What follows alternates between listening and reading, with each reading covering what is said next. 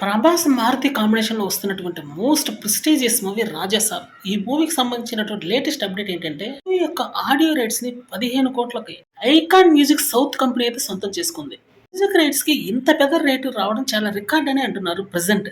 ఈ మధ్య ఎంత పెద్ద సినిమా వచ్చినా కూడా మ్యూజికల్ రైట్స్ కొనేది ఎవరు చేయట్లేదు. ఎందుకంటే, మళ్ళీ ఇన్‌కమ్ రాబట్టుకోవడానికి పడాల్సొస్తుంది కాబట్టి.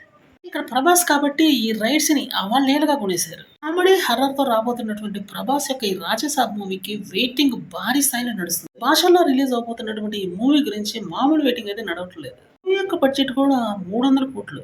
భారతి యొక్క ఫేట్ మార్చబోతున్నటువంటి మూవీ ఏదైనా ఉందంటే అది ఈ 'రాజసాబ్' మూవీనే. 100,00,00,000 లోపు బడ్జెట్‌తో తీసేటటువంటి మారుతి 'ప్రభాస్' కాబట్టి హై బడ్జెట్‌తో తీస్తున్నాడు. ప్రొడ్యూసర్‌లు కూడా అందుకే ముందుకొస్తారు. అయినప్పటికీ ఈ మూవీ యొక్క రైట్స్ అద్భుతమైన రేట్‌కి అమ్ముడుపోయాయని చెప్పాలి. 'లార్జర్ థాన్ లైఫ్' లాంటి మూవీస్ చూడాలని ఎవరికి మాత్రం ఉండదు. ఎన్టీఆర్ నుంచి రాబోతున్నటువంటి 'దేవరా' మూవీ కూడా ఐమాక్స్ వెర్షన్‌కి తిరుగులేనటువంటి డిమాండ్ ఉంది. యూఎస్‌లో రిలీజ్ అవ్వబోయే ప్రతి థియేటర్‌లో కూడా ఈ ఐమాక్స్ వెర్షన్ అయితే అవైలబుల్‌గా ఉంది.